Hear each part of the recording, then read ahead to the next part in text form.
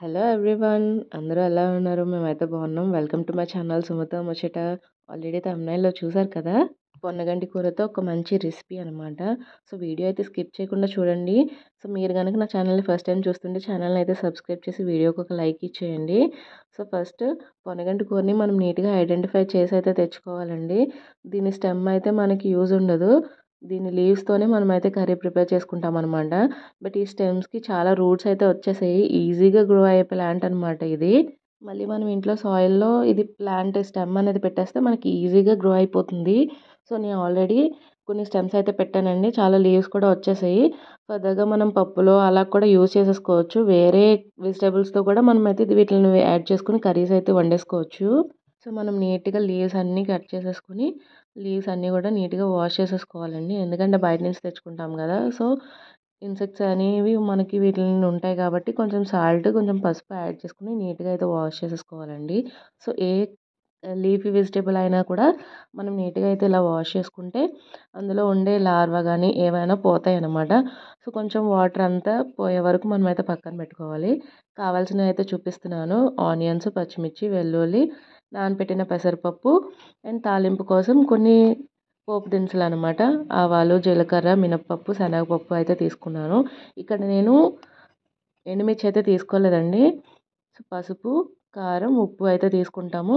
And దీనికి నేను ఒక చిన్న మసాలా అయితే ప్రిపేర్ చేస్తాననమాట. సో, ఫ్రైలో వేయడానికి మనకి కరివేపాకు కామన్ కదా! సో, ఇక్కడ నేను వెల్లుల్లి అండ్ కారం మిక్సీ పట్టుకొని వెల్లుల్లి, కారం అయితే ప్రిపేర్ చేసుకుంటున్నాను. సో, మెయిన్ ఇదే రెసిపీకి మంచి టేస్ట్ ఇస్తదనమాట. సో, ఇలా మిక్సీ పట్టుకొని మనమైతే అన్నీ రెడీగా పెట్టుకుంటే మనకి ప్రాసెస్ అనేది ఈజీగా అయిపోతుంది. చూసారు కదా! మిక్సీ అయితే పట్టేసాను. ఇందులో వాటర్ అయితే యాడ్ చేయలేదండి. సో, వెల్లుల్లిలో ఉండే మాయిశ్చర్ బట్టి మనమైతే మిక్సీ పట్టేసుకోవచ్చు. లేదంటే దంచుకోవచ్చు. సో, ప్రాసెస్ కోసం బాండీ అయితే పెట్టుకొని మనకి ఆయిల్ అయితే యాడ్ చేసుకోవాలండి. సో, ఇది కర్రీ కాదు, అలా అని ఫ్రై కాదనమాట. కొంచెం ముద్దగా ఉంటుందనమాట. సో, దానికోసం ఎక్కువ ఆయిల్ అయితే అవసరం లేదండి దీనికి. ఒక 2-3 టేబుల్ స్పూన్స్ ఆయిల్ యాడ్ చేసుకొని ఆయిల్ హీట్ అయ్యే వరకు మనమైతే ఉండాలి. సో, ఆయిల్ హీట్ అయిన తర్వాత పోపు దినుసులు అయితే మనం వేసేసుకొని కొంచెం ఫ్రై చేసుకోవాలండి. ఇవి కొంచెం కలర్ చేంజ్ అయిన తర్వాత మనం ఆనియన్స్ యాడ్ చేసేసుకోవాలనమాట.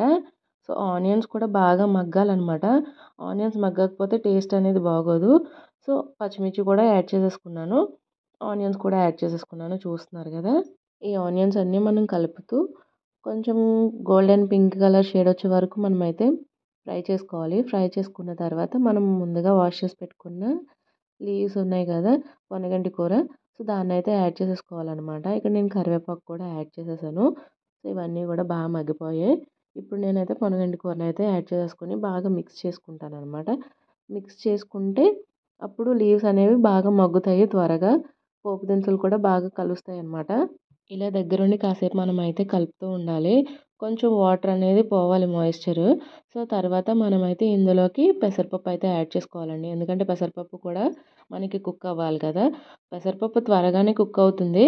బట్ ఈ లీవ్స్‌తో పాటు పెసరపప్పు కూడా కుక్ అవ్వాలంటే కొంచెం టైం పడుతుంది. ఎందుకంటే మనం ఇక్కడ ఎక్కువ వాటర్ ఏమి యాడ్ చేయము కాబట్టి ఇందులో ఉండే మాయిశ్చర్‌తోనే పెసరపప్పు అనేది కుక్ అవ్వాలి.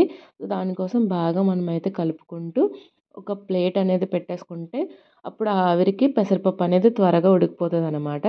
దీనికోసం నేను కొంచెం పసుపు, కొంచెం సాల్ట్ అయితే యాడ్ చేసుకుంటాను. సాల్ట్ వల్ల మనకైతే మగ్గుతుంది త్వరగా.